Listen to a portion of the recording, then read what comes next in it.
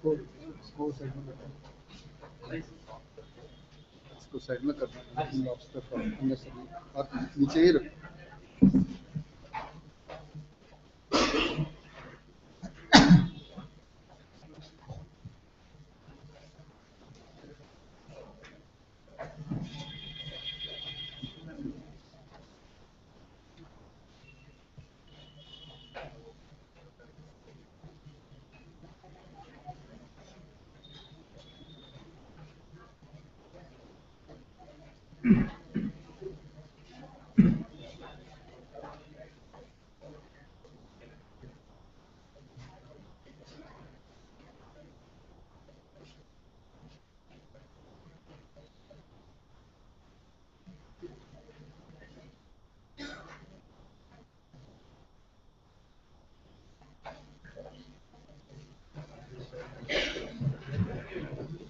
This has been separated. That's why only put a couple of things for that.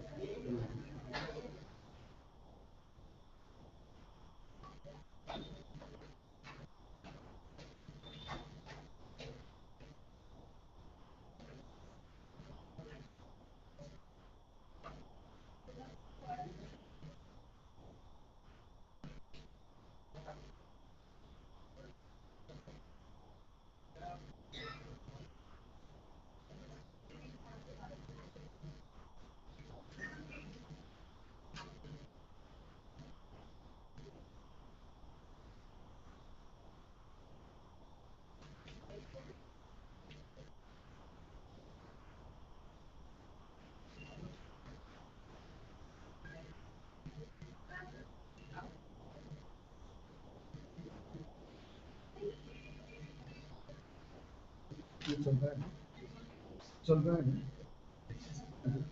ठीक है, ये check किया था, कुछ स्क्रीन बनाना पड़ेगा, तो bring the screen and then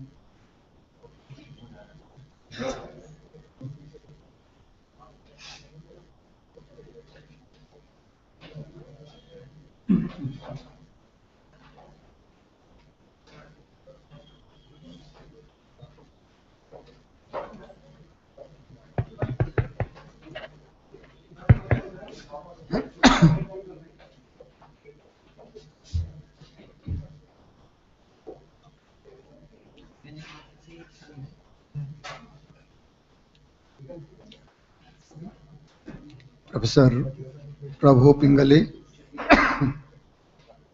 Professor Asaf Gulati, colleagues and distinguished invitees.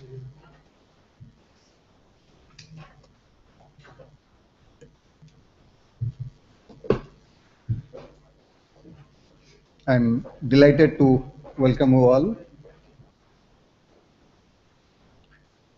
It's indeed a pleasure that Professor Prabhu Pingali, he has accepted our invitation to speak in this lecture on making agriculture work for nutrition, getting the policies right.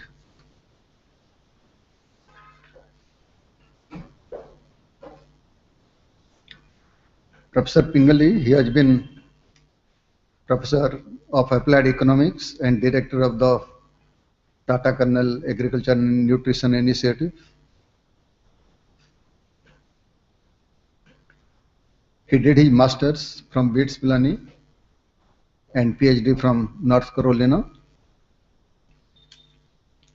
And before joining Kernel, he was Deputy Director at the Gates Foundation in charge of agricultural development.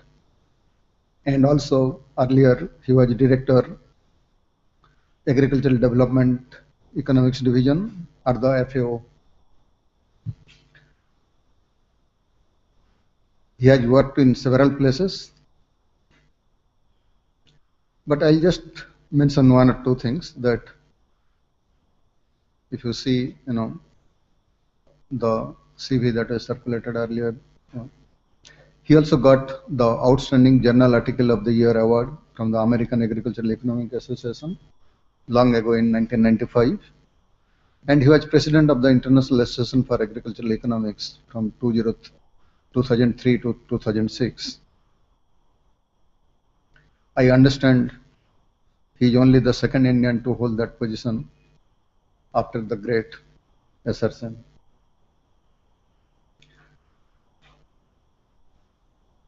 Professor Gulati is not new to this audience.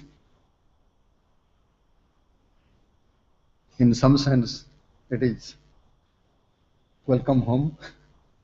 He was with us before joining the IFRI. And till last month, he was chairman of the Commission for Agricultural Costs and Prices. Earlier this month, he has joined the ICRI.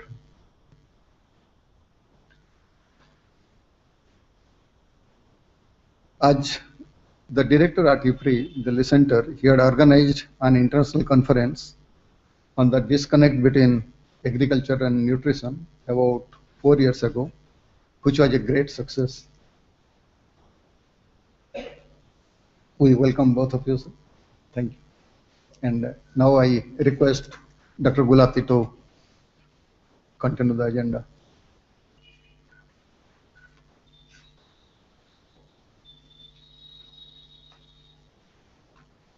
Thank you, Dr. Panda.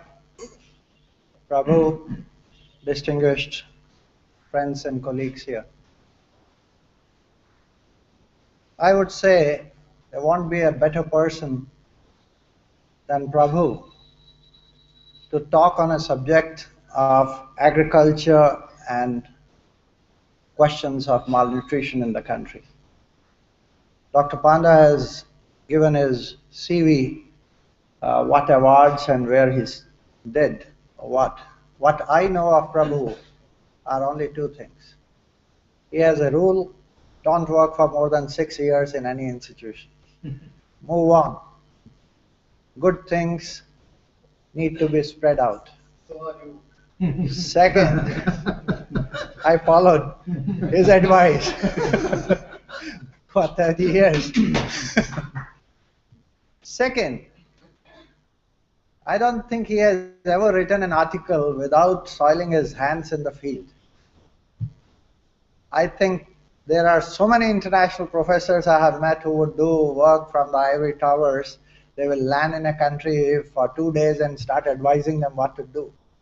That drives me nuts. But not about Prabhu, who has been here for the last 2 months, I think, slogging in Orissa or Jharkhand or Bihar and going to them. So the beauty is that you have the tools of analysis with you, you have the issues with you, but you also have your feet on the ground, and that is what Prabhu Pingali is about. That's how we feel very proud that he also became the president of the International Association of Agriculture Economics, second Indian to hold that position. But here I'm supposed to talk about the topic rather than more about Prabhu. You will judge Prabhu's depth and breadth from his lecture. What we know a little bit about malnutrition.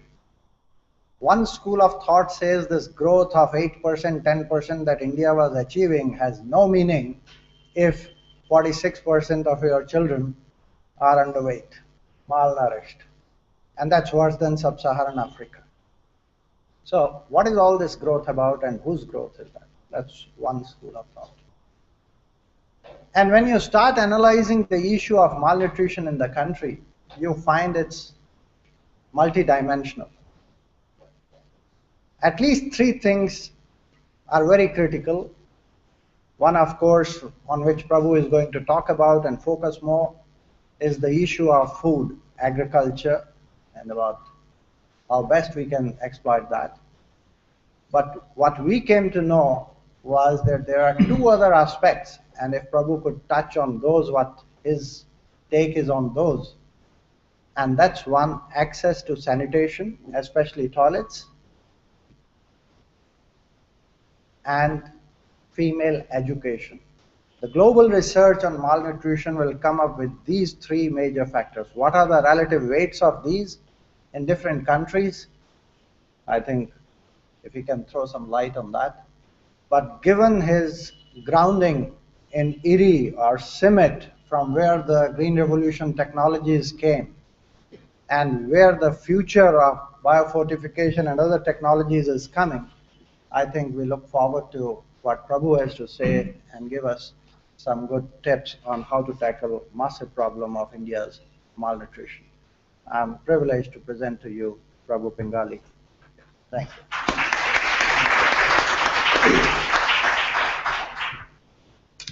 Thanks, Ashok. Thanks, Manoj. It's a great pleasure to be here today. The last time I was in IEG was when Ashok Gulati was still here. It's been a long time ago. So I'm glad that I have the chance to come back here again. Also, thank you to Professor Chandrasekhar for inviting me to give this lecture. He wrote to me while I was in the field in Jharkhand a few weeks ago and said, can I come sometime this year and give a distinguished lecture? And I wrote back saying, if I can do it in the next 3 weeks, I'll do it. If not, it'll be a long time before I can actually schedule it again. So fortunately, all of that worked, and I'm here. The topic for me today is something that I've been thinking about for the past 12 months. When I joined Cornell University last May, I was honored to become the founding director of the Tata Cornell Agriculture Nutrition Program. And as the name suggests, it's a program that's designed to bring agriculture and nutrition together. The Tata Cornell program was set up from an endowment that was created by Mr. Tata. And essentially, it was a program that was created to address this big puzzle that we've got in India and across the developing world. The puzzle of growth that's taking place, rapid growth that's taking place. The puzzle of seeing overall agriculture productivity growth taking place, but still the stubborn persistence of malnutrition, the stubborn persistence of hunger and poverty, especially in rural areas. And what should we do about that? And where is agriculture able to make a contribution to changing this situation? And what do we need to do beyond agriculture in addressing the problem of malnutrition, the problem of hunger, and the problem of poverty in rural areas? So that's something that I've been thinking a lot about. And those of you who came here expecting me to give you answers about India, I should disappoint you right from the start. My talk is not so much to tell you about what India should and should not do. My talk is more about the broader global experiences and trying to look at patterns of progress that have taken place around the world, and then try to discern some lessons that come from that. So that's where we are, and look forward to presenting this to you and look forward to your discussion. So let me start off from the beginning here. Nutrition is a big topic, and it's a topic that's getting increasing attention around the world, whether you're in a developing country or in a developed country. So there are lots of issues around nutrition that people are talking about. In India, we're talking about the persistence of malnutrition, the persistence of underweight births, and of childhood stunting. Childhood stunting levels in India are among the highest in the world. And it doesn't seem to reduce at the rate that we've seen childhood stunting being reduced in other parts of the developing world, middle-income countries especially. You see also rising inequality in food and nutrition access.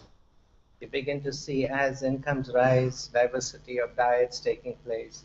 You find certain parts of the populations, middle class populations, etc., with fairly significant food expenditures, fairly good access to diversity of foods, whereas you've got other populations who are still very much staple grain consuming households with very little diversity in their production system, in their consumption. And that inequality is growing. And with that growth and the inequality, you're also seeing um, an inequality in access to micronutrient-rich food. And that lack of access to micronutrient-rich food then contributes to the persistence of stunting, underweight mothers, underweight babies, etc. Now, while all this is happening, we're also seeing increased incidence of obesity. Obesity has become a major problem in much of the advanced world. But you're beginning to see obesity problems rising in very poor countries. Obesity problems are becoming a major issue in middle-income countries. And yes, it is a problem in India, and it's going to become a major problem in India as you look ahead. And finally, food safety issues. Food safety concerns are growing, are rising, and food safety is becoming a major problem as you get more and more urban populations depending on organized food systems, organized retail that needs to provision the urban masses. And as this volumes of food increases, food safety concerns are a big issue. But we should not forget that even in rural societies, even in traditional societies, growing traditional crops, food safety concerns are a big issue. It's just that we don't hear of them, we don't think about them. But mycotoxin problems, aflatoxin problems, these are serious problems across rural areas in India, across rural areas in sub-Saharan Africa, etc. They just don't get the press that they deserve. The press is with all the other food safety issues of a more organized retail that we keep talking about. So these are the big, broad sets of issues in nutrition. But when we think about nutrition, the type of nutrition problem, the magnitude of that nutrition challenge varies by the stage of economic development of a country. It varies by the stage of structural transformation of a country. Structural transformation essentially means the stage at which a country is in terms of its movement from a traditional rural agrarian society to an increasingly modern, increasingly urban, increasingly industrialized society.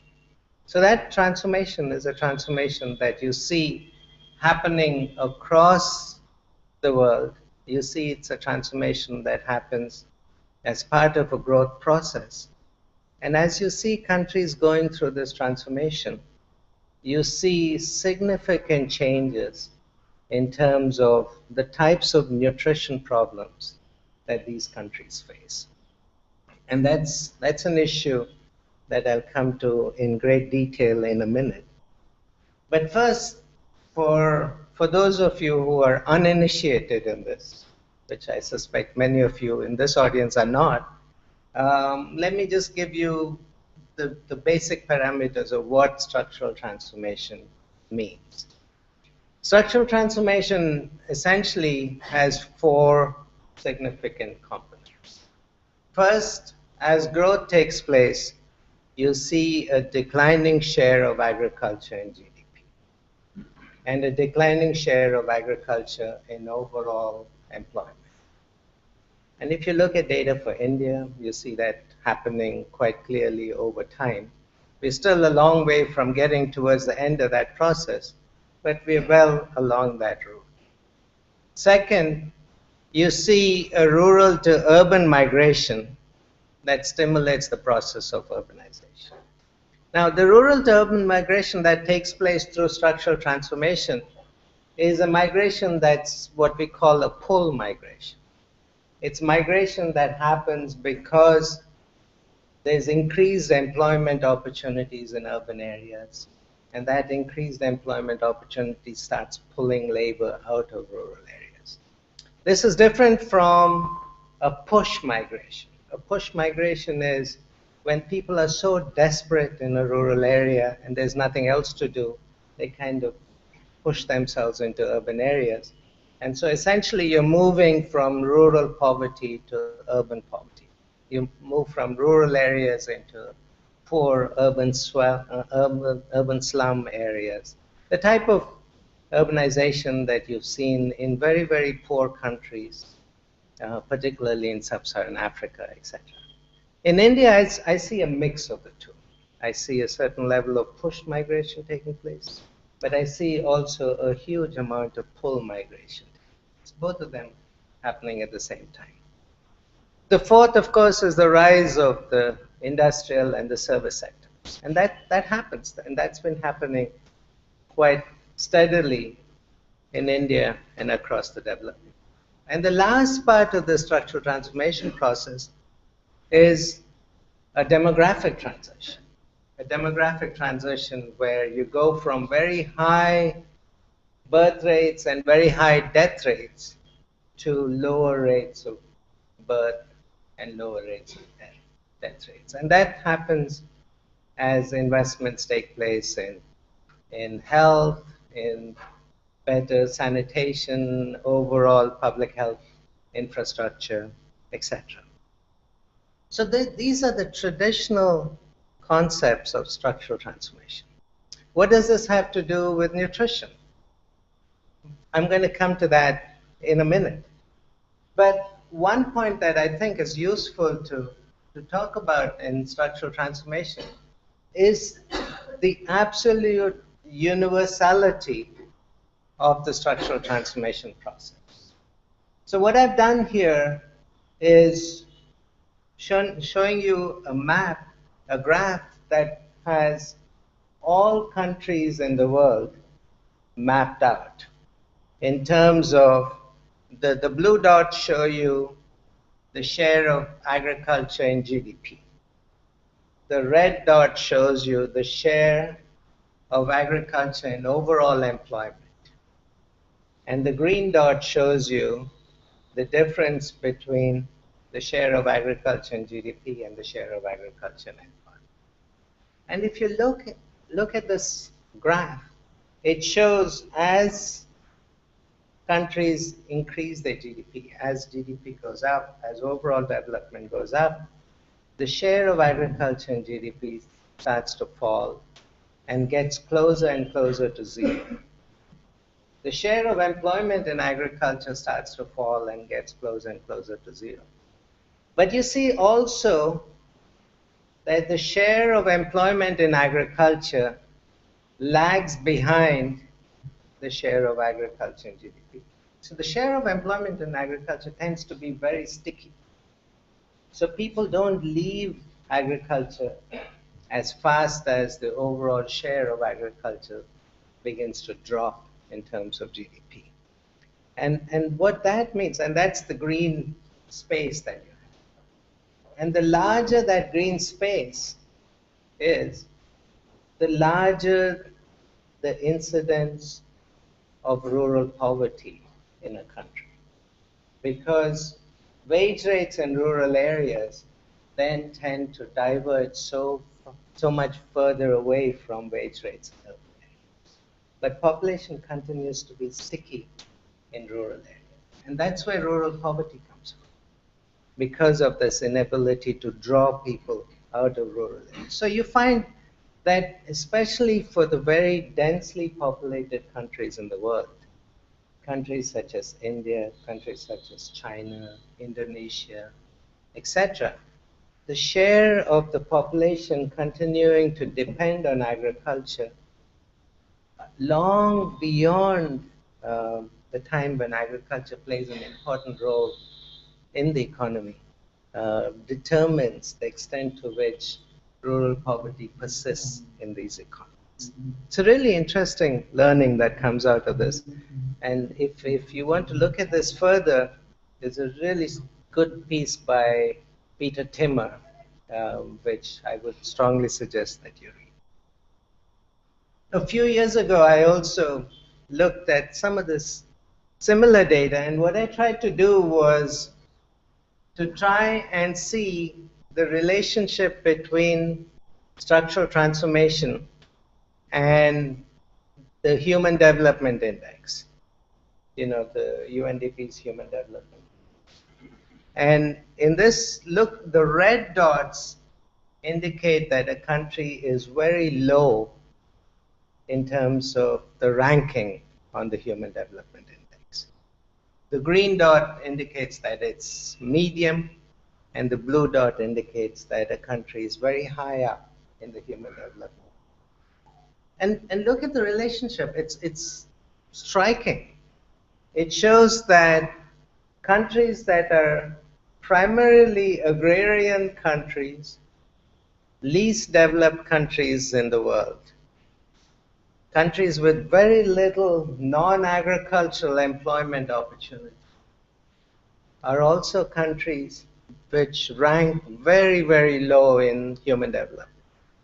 These are countries with very poor health infrastructure, very high mortality rates. These are countries with very little education, etc., etc. So that was quite an amazing thing to see, that very close relationship between the two. And as countries go down the structural transformation process, their overall human development, their ranking in the Human Development Index also changes. They become much better off as you go through that process. So then you ask the question, how do you go through the structural transformation process? Why is it that some countries are so far behind in the transformation process? Now, it's surprising, but most countries that are at the very bottom end of the structural transformation process are also countries for which their primary preoccupation is agriculture. Majority of the population depend on agriculture. But these are also countries where agriculture productivity is the lowest. These are also countries where investments in agriculture productivity is the lowest. So if countries need to move through the structural transformation process, the first thing a country needs to do is invest in agriculture, invest in productivity growth in the agriculture sector. It's only by making agriculture an engine of growth that you then trigger the rest of the growth process. Countries that decided very early on that they were going to bypass agriculture are countries that have never been able to grow out of poverty and continue to stick at the very low end of the structural transformation process. When you look across the world, country after country, the lesson becomes clear. Agriculture is the first starting point for a growth process, and agriculture is the only engine for poor countries to grow themselves out of poverty. The only countries that manage to do it without agriculture are a few of the Emirates in the Middle East, and Singapore, and Hong Kong when it was Hong Kong. That's it. Every other country had to start with agriculture. And that's a really important lesson for all of us. So now, what does all this have to do with nutrition? Now, there's some really interesting data that came out in a paper that was published by Patrick Webb and Steve Block, and this came out in the Proceedings of the National Academy of Sciences in 2012. I also have a paper in the same issue on the Green Revolution, and I go through the discussion around the Green Revolution in that issue. Now, what's interesting about the work of Patrick Webb and Steve Block is they show that the nutritional issues around wasting and around stunting follow the exact same pattern as the structural transformation. As you go through the structural transformation process, you begin to see a drop in the incidence of stunting, childhood stunting, and in the incidence of obesity. And you also see a rise in obesity levels. The incidence of obesity rises across countries. And these data are data across countries. And so one looks at these data and sees patterns that are happening, and interesting patterns that one needs to, and try to draw some lessons out of that. And that's essentially where I'm going with. Let's talk a little bit about obesity, because I'm not going to do a lot on obesity, but obesity is an issue that is happening. It's something we need to start taking seriously as we look ahead. So this whole idea of non-communicable diseases, around disease, heart disease, diseases associated with type 2 diabetes, etc. The incidence of these diseases has been rising over time.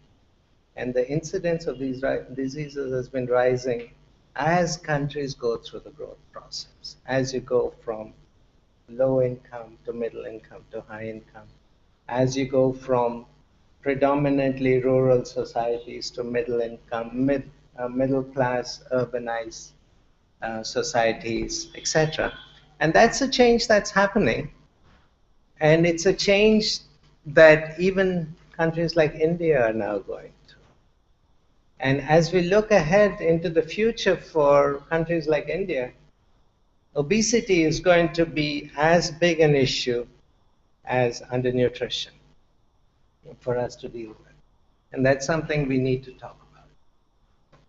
Now, here's another representation of those parallel things that are happening. You're seeing a drop in stunting levels, and you're seeing a rise in obesity levels. But for a very long period of time, you'll see the coexistence of both. And wishing away that coexistence is not very helpful.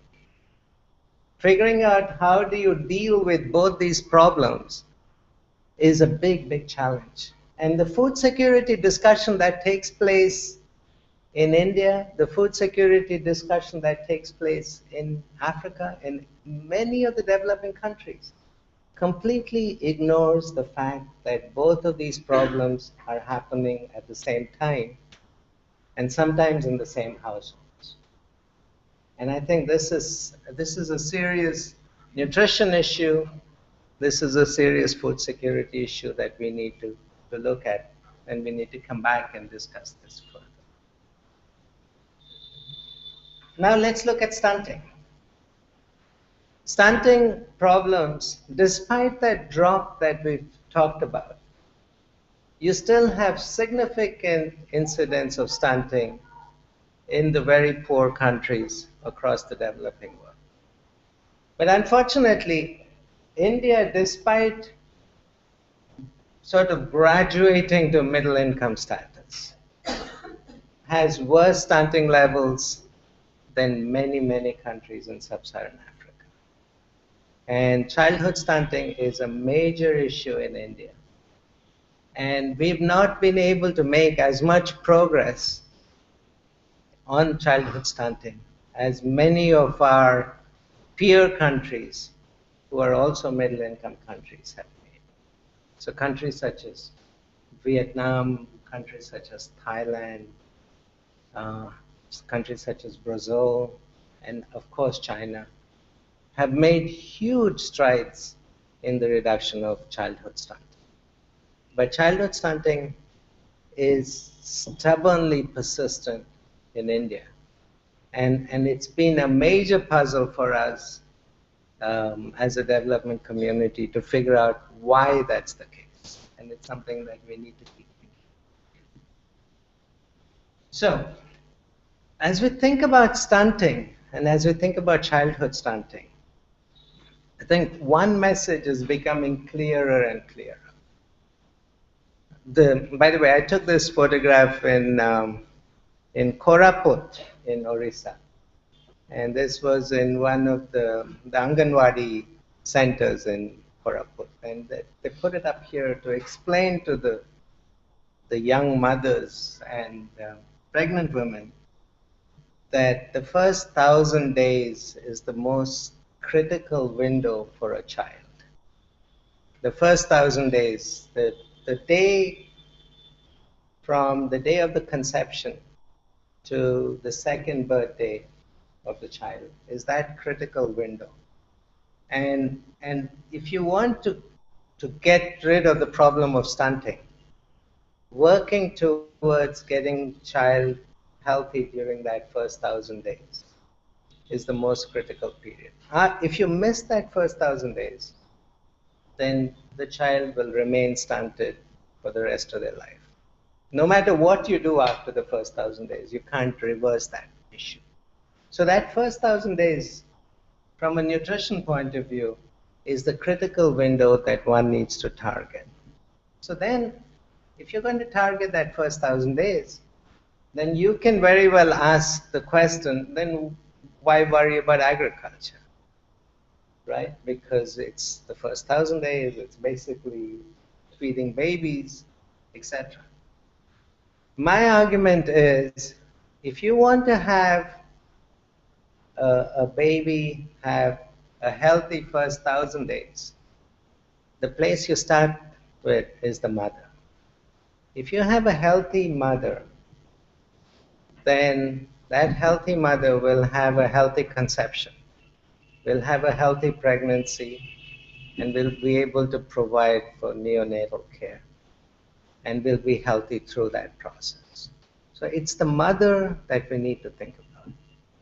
And the target population, even for the first 1,000 days, is mothers and to-be mothers. So when we think about an agriculture nutrition program and you think about target populations for that program, to me that target population is women of childbearing age. Women in this age group of between 15 to 45.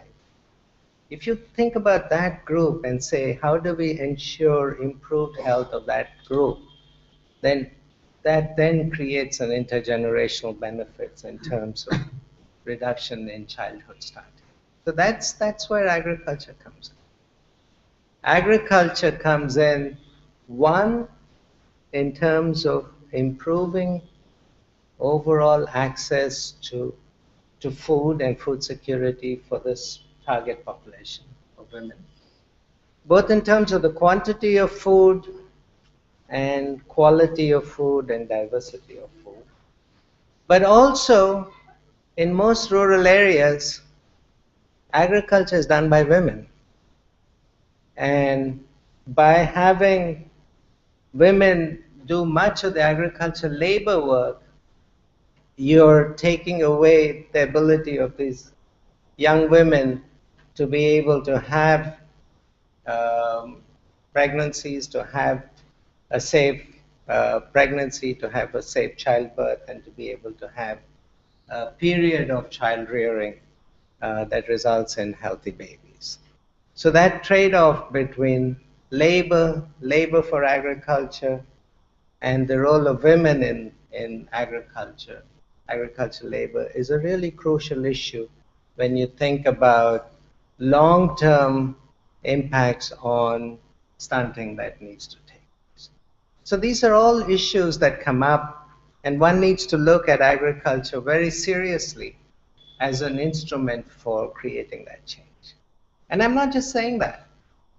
If you look at data across countries, and if you look at countries that have had a consistent policy of investments in agriculture relative to countries that have ignored their agriculture sector, you find very significant differences in stunting behavior, in incidence of stunting.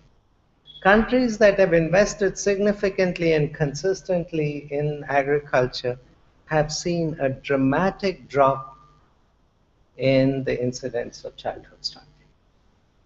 Whereas countries that have ignored investments in agriculture see persistently high incidence of stunting. And that's again something that comes out of detailed analysis that's reported in the Patrick Webb and Steve blog. So that's the background. Then what I'd like to do is I'd like to give you the overall framework that I use as we look at this issue of agriculture and nutrition. And this framework is on our website also, the Tata Cornell Initiative website. You can look at that, although I was told that it's hard to download this. So we will try to make a better version that's downloadable. So essentially, the framework basically says that when you think about nutrition, nutrition is obviously multidimensional. The chairman already mentioned that. But I see the nutrition, when you think about the nutrition agenda, I would see it split into two broad areas. One is around household food access, and the other is around individual nutrition access and individual absorption. So you may have adequate food at the household level, but you may not have adequate food at the individual level. So there are two issues. And so at the household level, when we think about how do we improve overall food access, then you've got two streams working together. You've got the basic productivity growth, household food supply growth, income growth story, which is much of the traditional work that an agricultural economist would do, looking at ways in which smallholder productivity improves, their incomes improve, their demand for food improves, etc., and thereby overall nutrition improves. But you also have issues around access. It's not just access to calories, it's access to micronutrients. And access to micronutrients is not as easy because government policy tends to be so focused on staple grains. Government policy doesn't provide the same amount of opportunity, the same amount of incentives for farmers to invest in vegetables, farmers to invest in fruit, livestock products, and diversifying their overall portfolio of production. So improving overall access to micronutrient food is a major concern, even as you see overall agriculture productivity rising. And finally, you've got a section of the population that tends to have very little entitlements to food. A population that are landless, population that have very little assets of any sort. And for these populations, government-based safety net programs continue to be a major source of improving overall access, right? And then on the other side, in terms of individual nutrition access and absorption, there's the whole issue of intra-household allocation, intra-household behavior. So when we sat down with a group of women in Jharkhand a few weeks ago, and we were talking to them about food allocation and all that, most of the women were very clear. They don't eat until the men and the boys eat. So by the time they sit down to eat, they're eating what's left behind. So that's not equitable access to food. But that behavior is very common in rural India. And I dare say it's also not uncommon in middle class India. that change in behavior is a big part of changing and improving individual access to food. And a large part of the nutrition agenda depends on changing that behavior, which means women's empowerment. And without women's empowerment, you're not going to see that change happen. And the last part is absorption of the nutrients. You may take the nutrients in your body, but the ability of the body to translate the food into nutrients and absorb those nutrients is determined not just by what you eat, but by the environment itself, the clean drinking water, the sanitation facilities, overall health facilities, etc. And village after village after village that I've been through in the last 6 weeks, finding a toilet in a rural household is almost impossible. It's such a rarity. Every person has a cell phone. They walk around with cell phones. There are motorbikes everywhere. There are paka houses in many places, but no toilets. It's mind-boggling to me that we as a country have not focused on better sanitation and better drinking water supply system.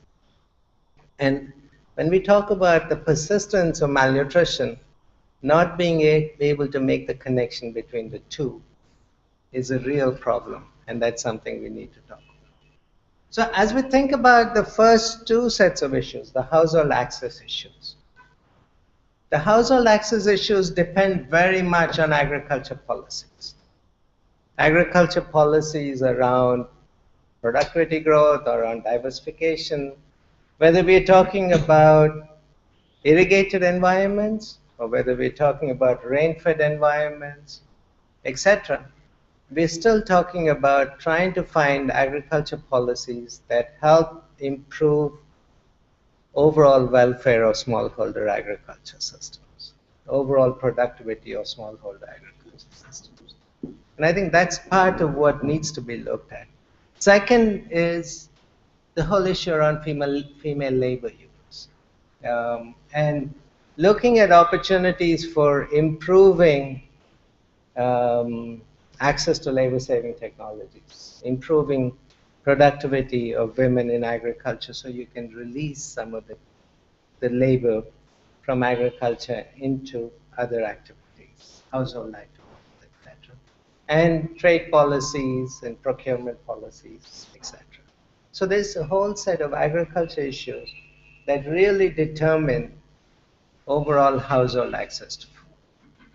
Now, once we talk about intra-household issues, individual access, then you go beyond agriculture policy. Here we're talking more about policies associated with behavior change, women's education, empowerment of women, etc., and investments in clean water, sanitation, hygiene, and all of that.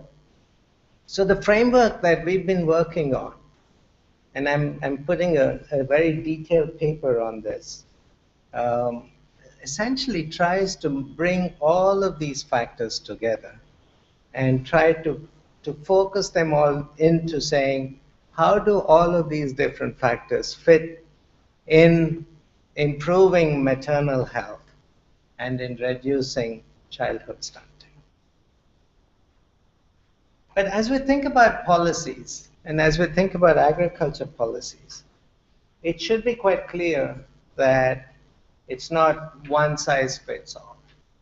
The type of policies that you would focus on depends, of course, on the stage of structural transformation that a country is in.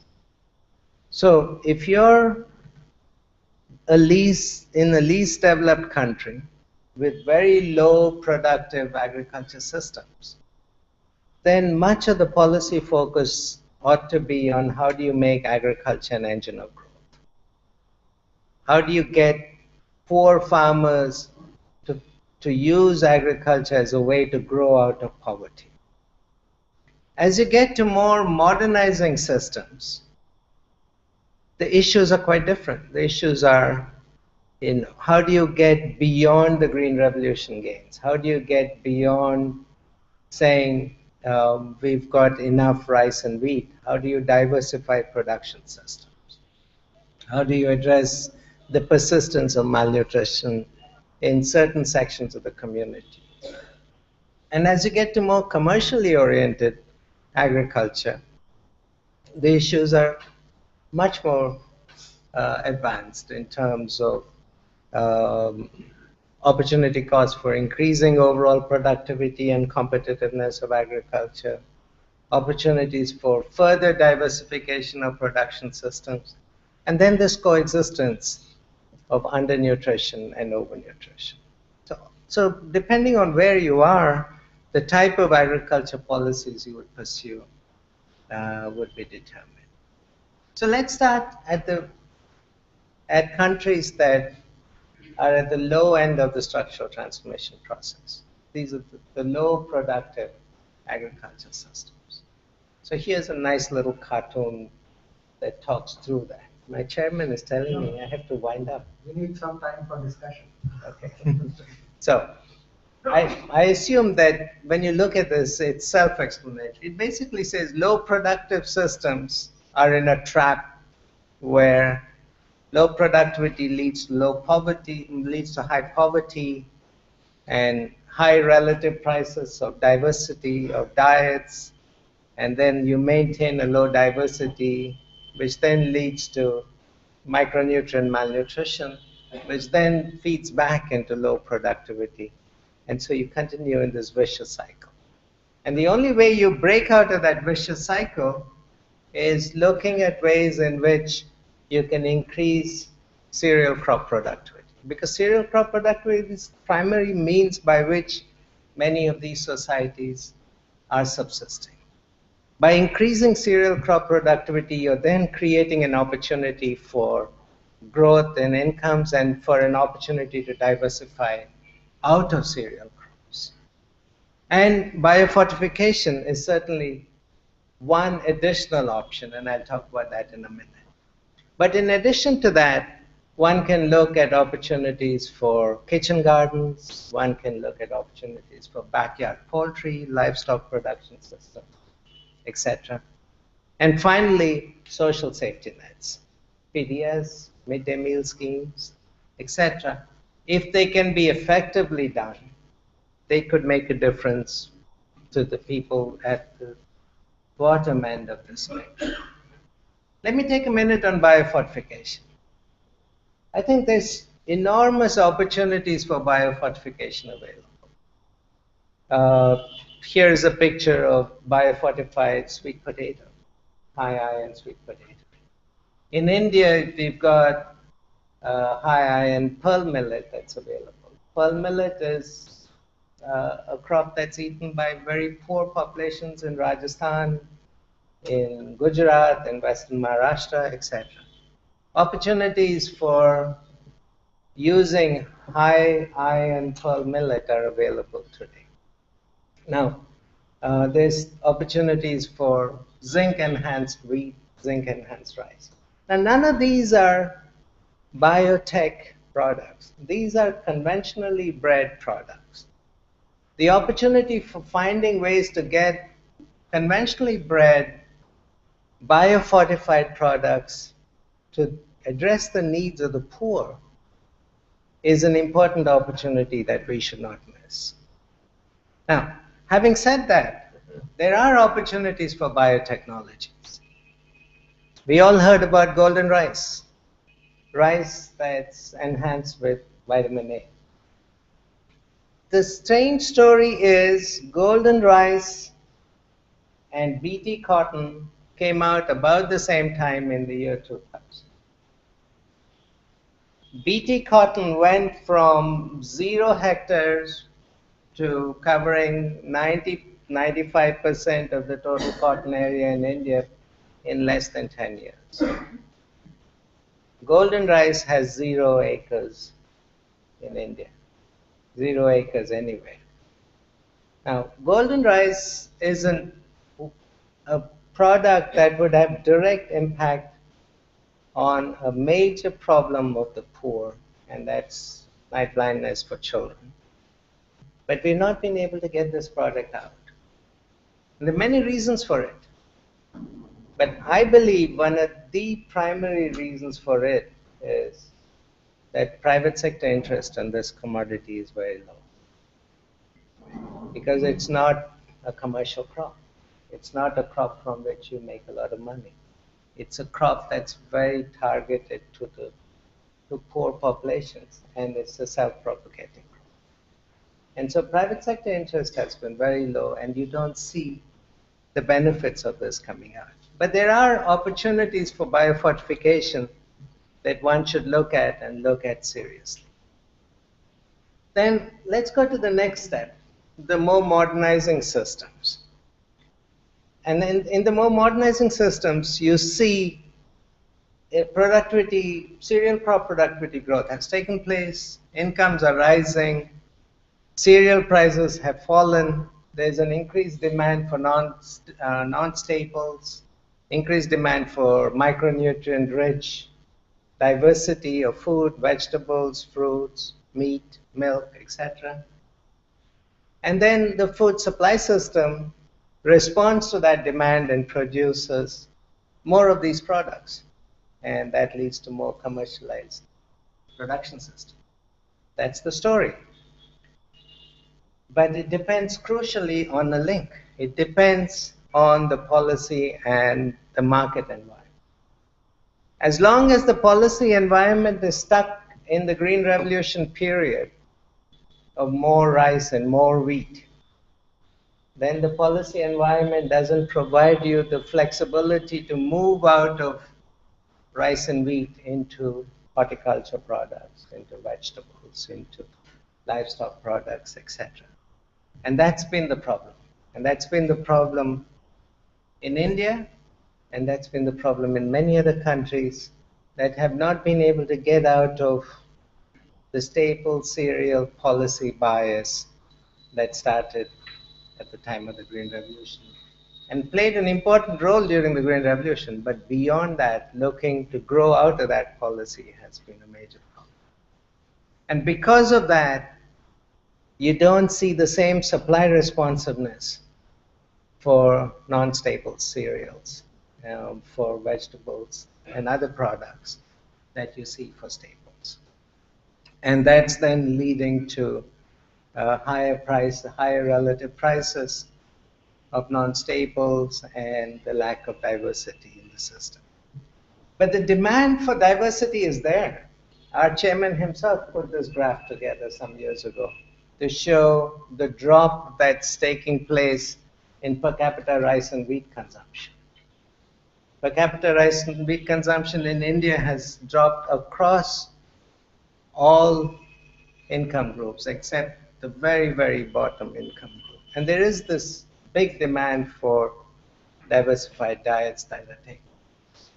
And as that demand for diversified diet takes place, especially in urban middle-class households, you begin to see a transformation in the way food is supplied to these households. So you begin to see more and more organized retail taking place. And again, here is data from across the world.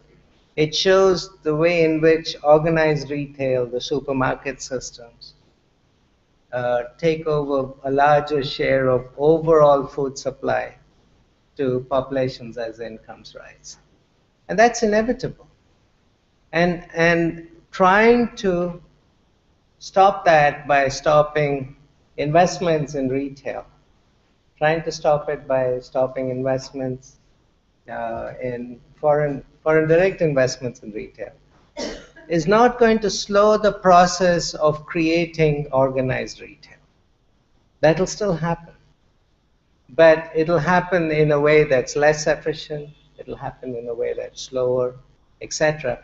But the demand of middle-class urban communities for easier and more convenient way of accessing food and accessing diversity of food is a demand that's here to stay and one that'll keep growing. Similarly, you see the demand for fast foods growing. And fast food demand is growing in India as it's growing everywhere else. The question for us is, how do you create fast food systems that are more nutritious, that are more healthy, and that don't then trigger the other problem, the problem of obesity? And that's a discussion that needs to be had.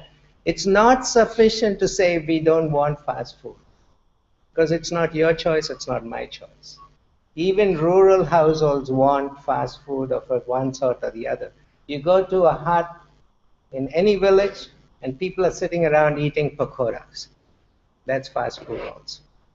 So we have to figure out ways in which you can make this eat safer and all of that.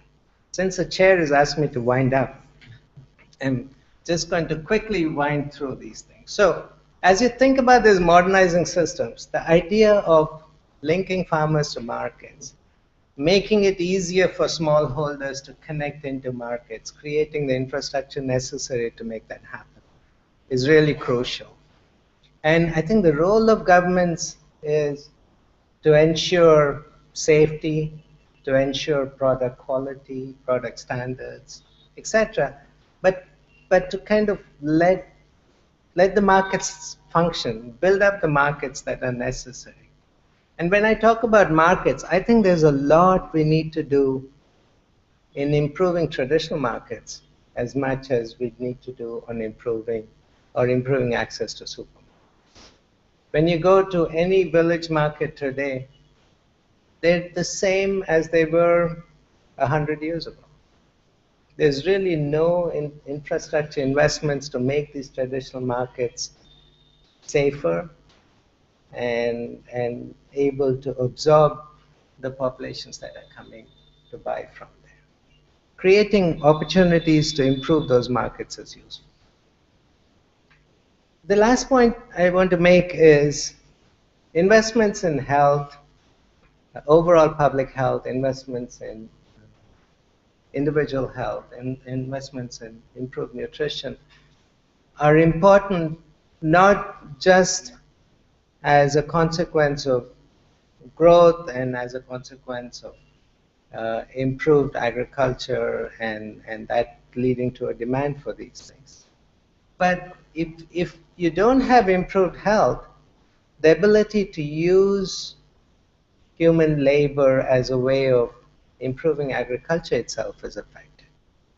Because populations that are not healthy are populations which will not have very productive labor force. And so that backward linkage between health and nutrition back to agriculture and sustainable productivity growth in agriculture is really crucial. And we need to make that loop also work very well.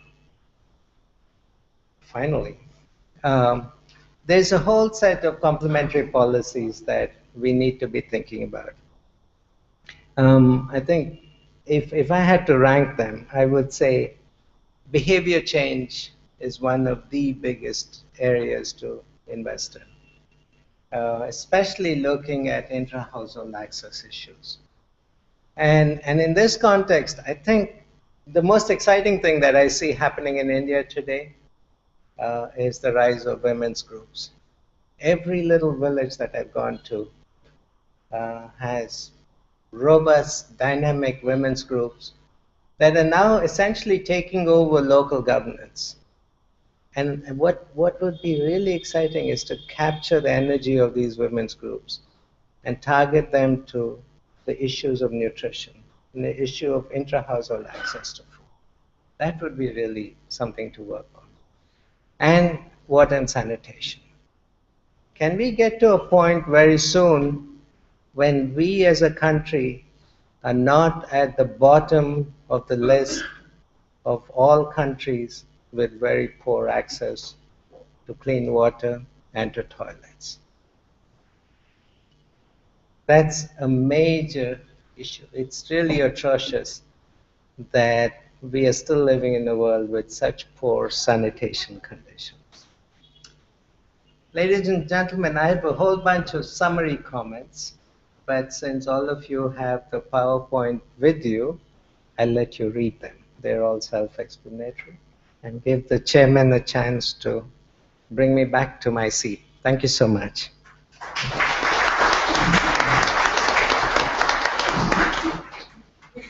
Thank you, Prabhu, for a wonderful treat, very wide and in-depth on several issues ranging from traditional agriculture and how to increase productivity of the staples to modernizing agriculture and then to commercial agriculture, also touching upon the sanitation and education and other issues. What I propose to do is to open it for the floor for questions, and we will take, if you agree with that, 5 questions at a time.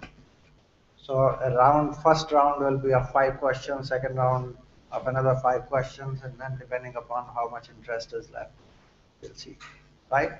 So please identify yourself and direct question. Yes, please.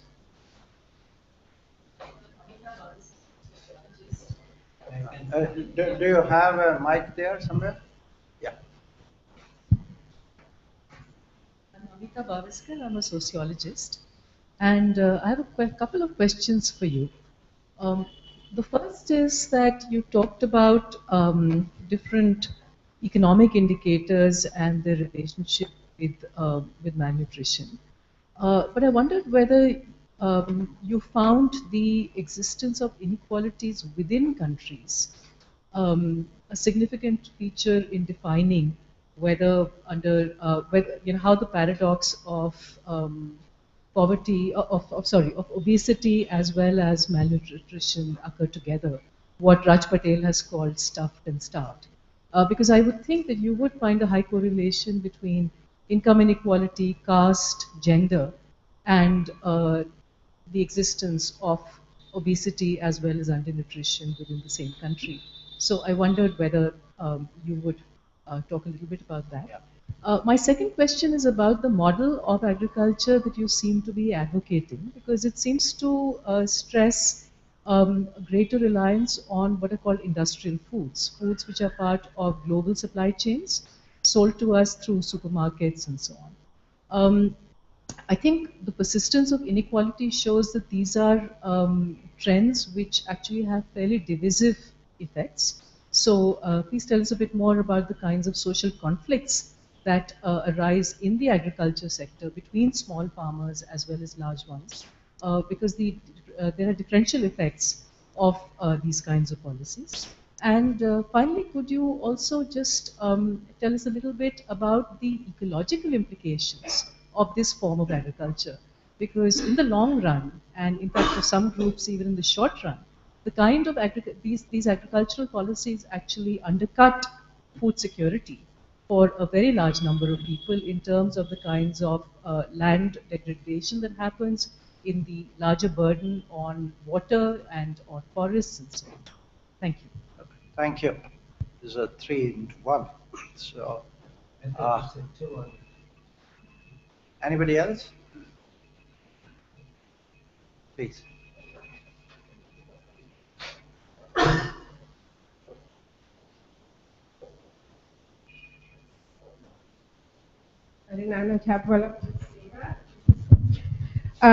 I wanted to just refer to your focus on women 15 to 45. And the one thing that you did say was women in the workforce versus women in household activity. And, there may be better solutions than bringing women out of the workforce. And in particular, in agriculture, when we talk about the feminization of agriculture, a lot of the women are actually farmers, though not necessarily listed as such. But all the policies are aimed towards the male farmers. And like, for example, one of the things that we find is that loans are not going to women. They don't get Kisan credit cards, for example. But if you do start giving loans, their productivity goes up tremendously. And agriculture, labor, there's a lot of things one can do to enhance skills and productivity, not necessarily in agriculture labor, but in other things. So that dichotomy of taking women out of the labor force is something. The second thing I wanted to just mention and just not have a question is I was really pleased with your emphasis on markets, traditional markets. And just for your information, for the urban street vendors, they have just passed a law for protection and regulation of urban street vendors so that we have urban street markets, but there's nothing for rural street markets. Okay, I have two. Can we go there first?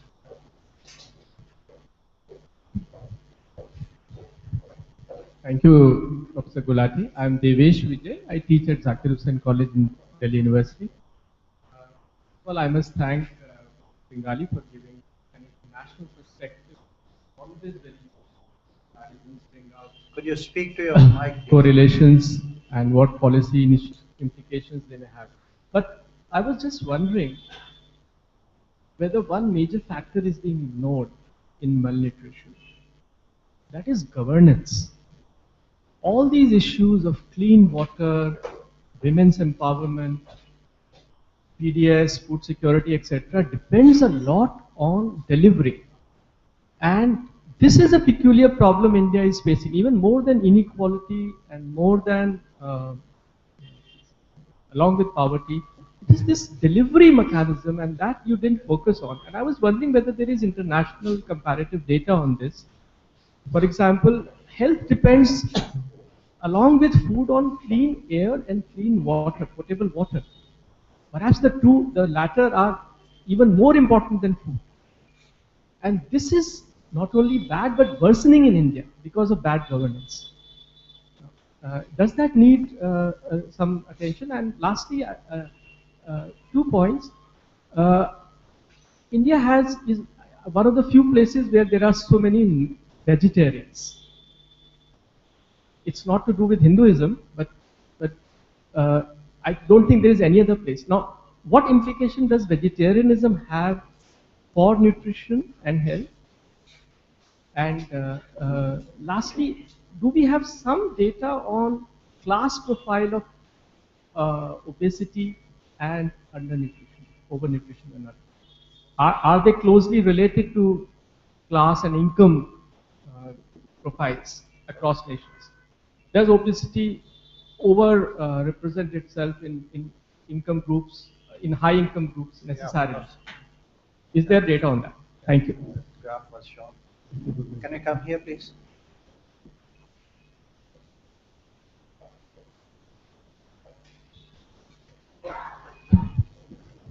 Connected Food Foundation.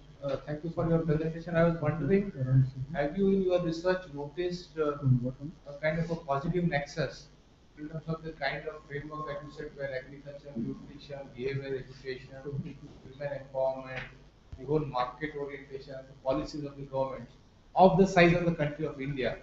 So in other words, have you found evidence in your research that X country did this more or less successfully, or why did that, and over a period of last 10, 15, 20 years, they somehow, through this correlation of the kind of positive, kind of comprehensive policy intervention, they were able to sort of overcome.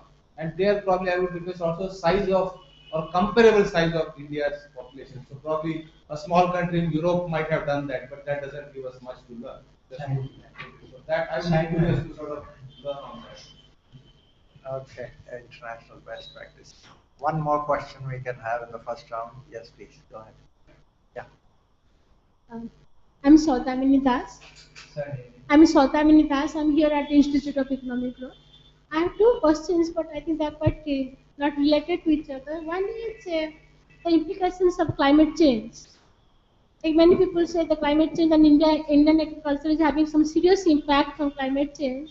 All these arguments you give and your different agricultural models you talk about, do you have that in mind? You know how in the country, if the climate change really becomes very serious, and how aggravated the situation will be. Yeah. And the second one I have is, we have taken a lot of macro indicators, like at a country level, you are giving these examples of declining agricultural share and other health problems, and these are all given at the macro level. One country as one unit. So, with what level of confidence can you take it? Because inside a country there is so much of divergence. So even if you have macro indicators, can you really take it as a proof that with development this is what is going to happen?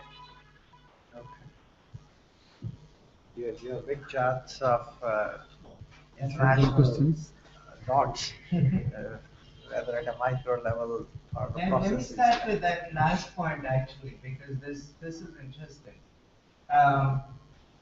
If I took each state of India as a country by itself and reran everything I did doing that, I would come to the same results. I can show you, and I have some tables that I've done in a different talk, where I show that Bihar is actually slightly under Ethiopia, and Jharkhand is under something else, and I've done this by states in India, and it's really striking. The difference between Punjab, Haryana, and Jharkhand and Orissa, etc. Really striking. And one can do this. It's not just a country thing. Don't dismiss it as a country thing. There are serious issues going on in India. And all I'm doing is giving you a broad framework to think about this. Try this with state data. And I even am trying to get somebody to try it with district level data. Just take district level data and look at by districts. Take the same indicators and do it. You'll get to the same results. So I'm actually working on a major manuscript to pull all this together one day. I don't know which day, but one day. Climate change is a big issue. There's a lot that's said about climate and agriculture in India. I'm not quite sure the resolution of much of the conclusions that are coming out, but this is an area where there's a lot more work that needs to be done, and we need to figure it out. I don't have much to say beyond saying that I agree this is a big issue. Let me come back to Amita's points from the beginning,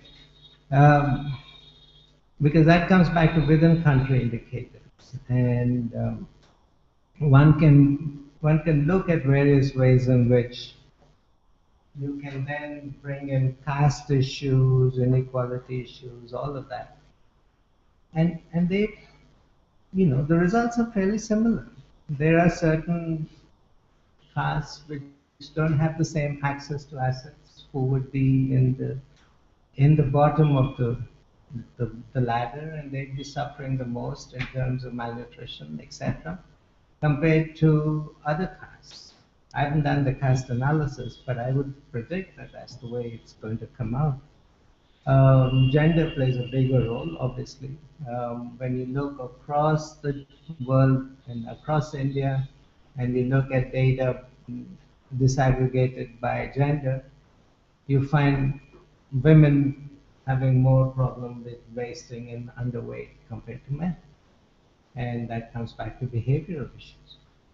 And there's a lot written on this, and I see what we tried to do was to get you a broader global patterns, but then global patterns don't mean that you need to then stop all work and not look at individual country level issues. And once you get to a country level, you do a much more detailed analysis at the country level and look at it. You don't have to agree with me. No, you don't have to agree.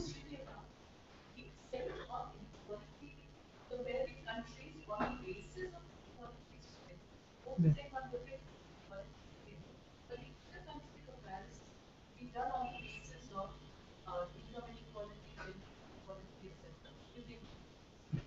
Right. And where there's data, I think one can look at that. I haven't looked at it yet. But then you can also look at it within country. But then the other things, you've attributed more to my talk than I've said. And sometimes people make attributions which are not there. For example, I didn't even mention industrial foods. To me, improving agriculture doesn't mean you go to industrial food. Improving rain-fed agriculture doesn't mean you have to go to something else. It just means improving your production system to increase overall productivity, to improve stability, to improve diversity, etc. So whenever someone talks about improving productivity, it doesn't mean that you're leaping from traditional to industrial. That's a huge leap. There's lots of things in between. And one can find the most comfortable space in between these two ends that we can work with. So don't attribute that to me. Second, on ecological issues. Anybody who's known my work knows I've done a lot on looking at the ecological implications of the Green Revolution and looking at ways in which one can create more sustainable systems. And I'm very aware of that literature. Again, I'm not suggesting anything about input use. I've not suggested anything other than to say, look at opportunities for increasing productivity and using agriculture as an engine of growth. How you want to do it within a particular context is a discussion which is context specific. But you can't attribute certain contexts and say we are promoting that. I'm not promoting any of that. On Renena's issue, I'm not suggesting that we take women out of the labor. What I am suggesting is there are opportunities for looking at labor-saving technologies for women that will make it less labor-intensive for them to do certain tasks. For example, just having piped water supply into a house will reduce women's labor in bringing water by about 2 to 3 hours a day, right? As a simple example. Using simple post-harvest technologies can reduce women's labor significantly for grinding and milling and all of these things. Like that. Looking at opportunities for labor saving will allow you to then release that time for activities that can improve nutrition of both the women and the child. That's the point that I'm saying. Let's see. Yeah, Devesh, governance. Devesh, on governance. It's a big issue. And I don't have any data on governance, unfortunately. The only thing I can tell you is that when you look at some of the changes that are taking place in India today, and the changes that are taking place in India today are changes that are taking place because rural communities are taking governance on their own, and women's self-help groups are taking on governance on their own. You're beginning to see big changes. And I think that's something really exciting that's happening. Vegetarianism. This comes up in India a lot. My only answer to that is, let me get into trouble here. If the government of India removed the procurement system on rice and wheat, you would see a lot more diversity in production taking place and a lot more access to diversity of diets in coming in. Now, whenever people complain to me about monoculture system, I say, but why do you have a monoculture system? Because you've created a demand for those products. If you didn't create the demand for those products, farmers would not be growing them. So, I don't think vegetarianism is the problem. I think the policy of promoting certain crops is where you're running into. On the success stories,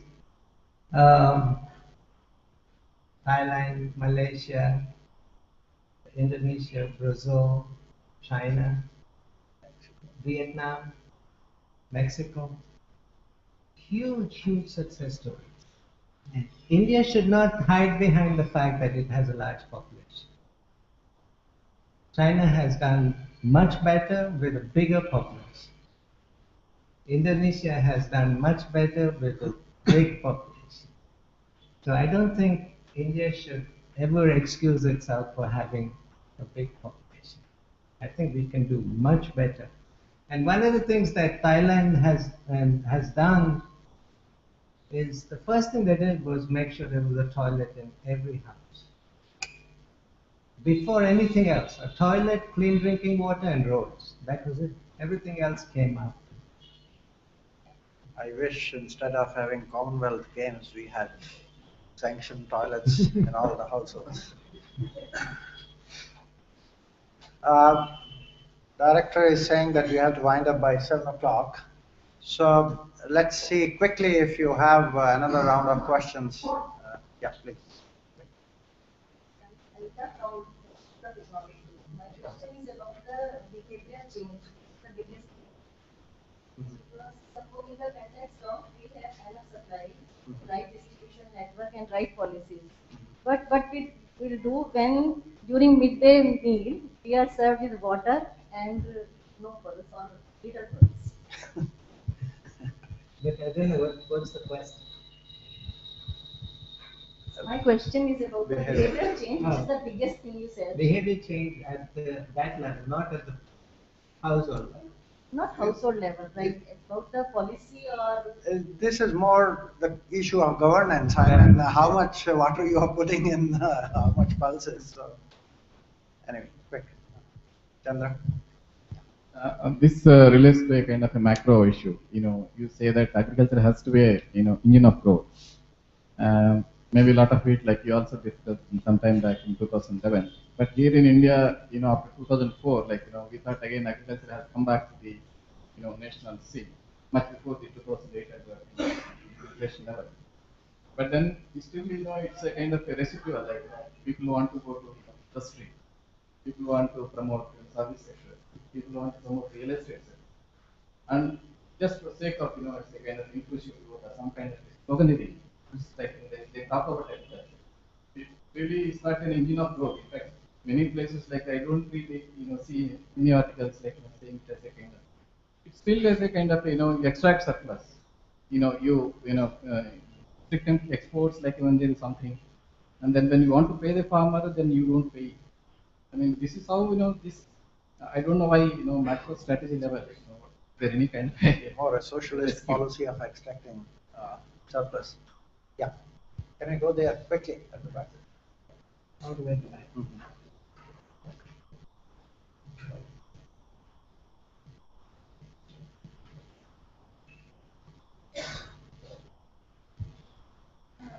Thank you, sir. I am Achal from JNU. I just want you to shed some light on biofortification of crops. I mean, how are these better than biotech crops? Is it only in the sense of easy commercialization, or there exist certain other advantages as well? Biofortification. Good.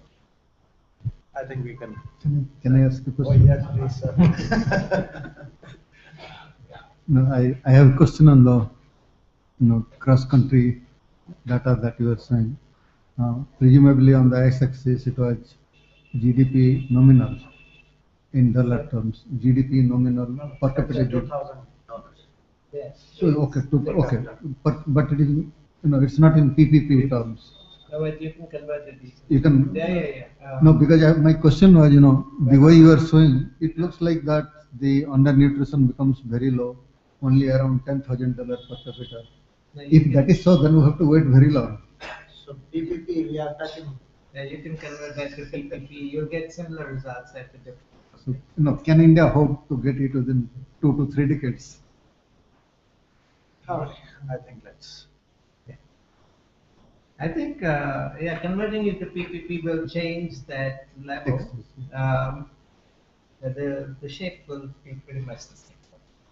And India should be able to get there much faster than 2 to 3 decades, I hope. The problem with the word biofortification is bio. Because suddenly everybody says, oh, biotechnology. My God, this is not good. So, when you breed, most of the food you're eating is bred by breeders. It's not biotechnology. It's just taking two plants and breeding them, combining them to get a new plant, like all other progeny.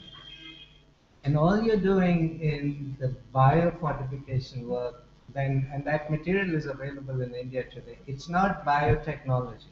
It's basic breeding where you're taking varieties which are high in iron or high in zinc naturally and breeding them with other varieties that are less so. So if you don't believe me, go to the website of Harvest Plus and check out what it has to say. This is not biotech, this is just straight breeding. If you want to feed a country of 1 billion people, if you don't want improved varieties, then we're running into a problem. Okay. So, and you didn't say that. I'm just saying it. But there is a lot of misunderstanding here on the word biofortification. It's just straight breeding work that's happening. And from that, you've got already high iron pearl millet that's available. Pearl millet is, what's pearl millet in Hindi? Bajra. Bajra. Now, bajra is not something that I eat, but I know a lot of people in Rajasthan and Gujarat and Maharashtra, etc. eat, and it's a very common food, and it's a very easy way of addressing the problem of low iron for this population. And high iron is intrinsic in bajra. So basically, you're taking high iron bajra and breeding it with other lower iron bajra and making it better. Similarly, with zinc for wheat, it's the same process that's happening. And I think we should say, oh, this is good, so let's try and get this to those populations that need it. They're going to grow and eat that bajra and wheat at the same time, and it's not biotech, it's conventional. I think you're right. If sometimes I believe that India invested a lot on agriculture between 1965 and 1985, right? And after 1985, suddenly somebody in this beautiful capital decided we've solved the agriculture problem, and then there was a significant drop in agriculture investment. And it was only about 2000 something that agriculture came back on the agenda. I wonder if India did not stop investing in agriculture in 1985, whether we'd be still sitting here debating this issue of agriculture. I think that's where we lost. Good. Well, Prabhu, thanks a lot. We need to wrap it up, and the director says I'm supposed to be speaking for 5-7 minutes, so I'm just trying to sum up all this. But let me pick up one or two things. Biofortification, the lady at the back said it's critical.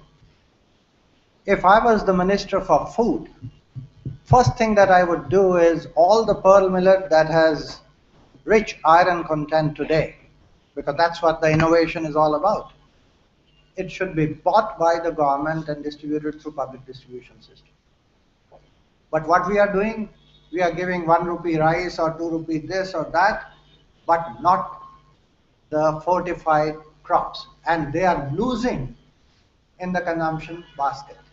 So you have innovation in a commodity which nobody wants to consume. If you look over time how the core cereals have lost, so there is a policy paradox right there. Why we haven't gone in for golden rice?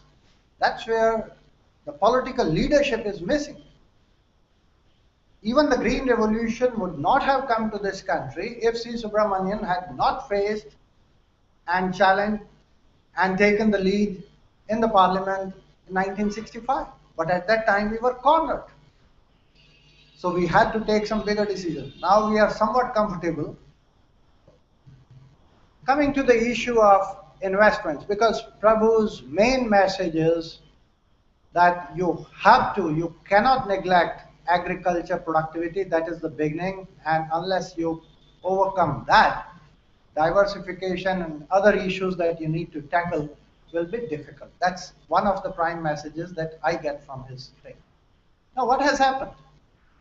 Technology came, we had first burst of grain, 60s, 70s, mid 80s, and then the green revolution started grain.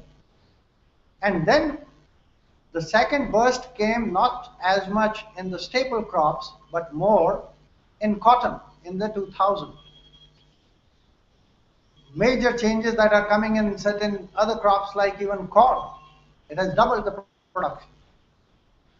We are, how many people would be aware, I was just talking, that last year we have exported 22 million tons of cereals from this country. And this year we are exporting about 18 million tons of cereals, 40 million tons of cereals being exported by this country in 2 years, which it has never done in the last 3,000 years. So from where it has come? Something is happening. Now, has the government come back on the policy front investing more in agriculture? My feeling is that agriculture, if you compare the Southeast Asian countries, agriculture is getting reasonably good resources from the government. What is the problem? 80% of the public resources which are going in agriculture are going through subsidies. Whether it is fertilizer subsidy or power subsidy or irrigation subsidy, only 20% is going as investment.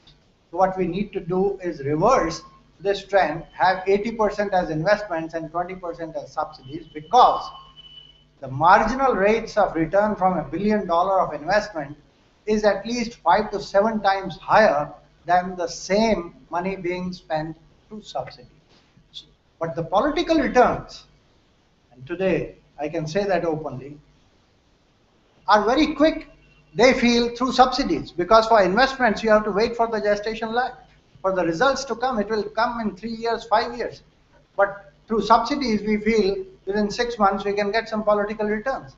And that's the paradox of the Indian resource allocation and priorities within that. But I do feel one or two things more, and then I stop. Dr. Pingali said that if we stop supporting wheat and rice, then perhaps we will have a much better diversification. And I do agree on that issue. But for the country, you look at it, cereals as a whole, not only just wheat and rice, cereals as a whole is less than 20% of the value of agricultural output. Less than 20%. But the policy space, 80% is just wheat and rice. We feel all the food security is wheat and rice. That's totally absurd. How many people would know? We take pride that food grain production this year is going to be 263 million tons. How many people would know that the horticulture production is going to be 269 million tons? 10 years back, it used to be only 65% of the food grain production. Today, first time, horticulture production is going to be higher than the food grain production. But we are not aware of this. So what you are saying, that diversification is taking place. It is taking place. Maybe it can be expedited if you don't have that much support for wheat and rice. But can the country give up that? I think we are in the transition from traditional, where we feel staples we must have control over, and then liberating it. Maybe another 2-3 years of good harvest or good production on cereals. I think we will have to give up that slowly and go for. But diversification is very much happening, and it is happening at a reasonably good pace. The risk factor is high, and that's where I think the concerns that Amita had earlier flagged, the question of if you are going to invest in the entire logistics chain, the supermarkets and all these things.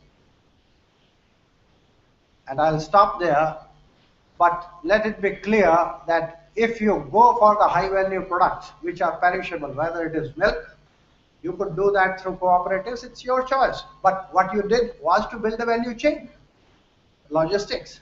Same thing we have to do for fruits and vegetables. If co-ops can come forward, great. Otherwise, the private sector will come. So there is no escape that this 60–70% of the agriculture of dairy, poultry, fish, and fruits and vegetables, that is going to increase in size, and it will need major, massive investments in building value chains. Agriculture of tomorrow, the productivity of agriculture cannot be increased unless agriculture is seen as a full value chain approach. And that's where, whether it is FDI or domestic players or co-ops or private sector, anybody, I think all are welcome, because the need of the hour is massive investment in building. Not just investment, but also the institutional frameworks will have to be changed to enable that. And only then perhaps we will be able to. But along with that, don't forget clean drinking water, toilets, and female education. I think 2/3 of the story lies really there. That's what I think. But thank you very much, Prabhu. I think formally she is supposed to be doing the vote of thanks.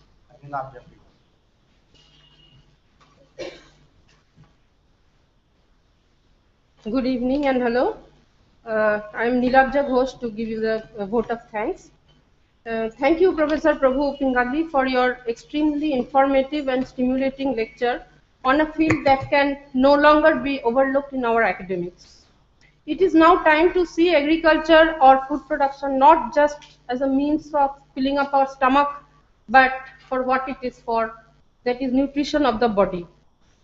I am sure this is a great learning experience for all of us, and IEG will start to galvanize itself in its research outlook. We will have greater collaboration with other institutes and other disciplines also, because this is a very cross-cutting topic.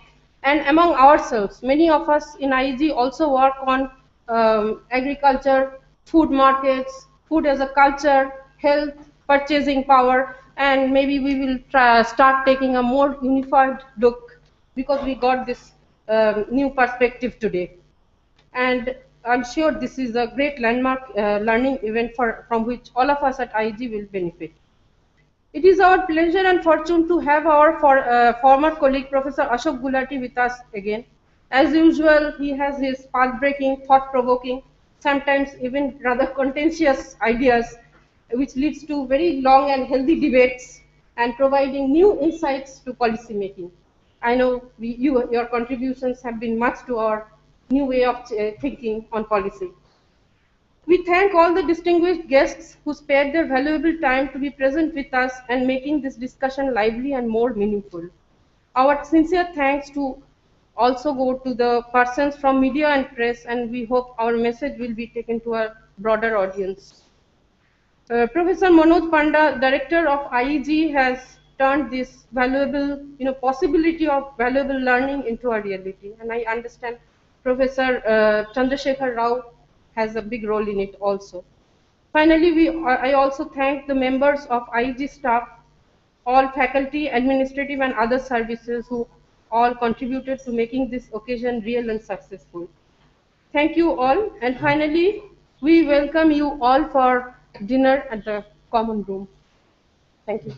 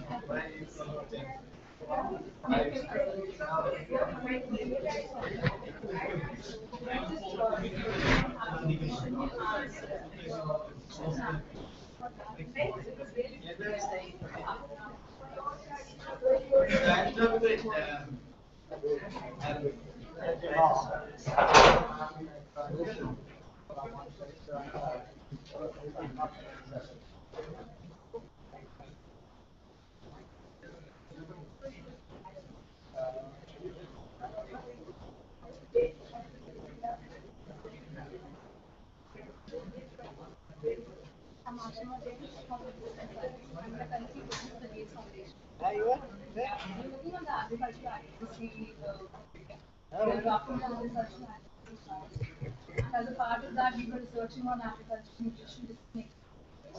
I met Mr. Chandrasekhar last year. He invited me. So you were in his Harry Manor? Yeah. Mr.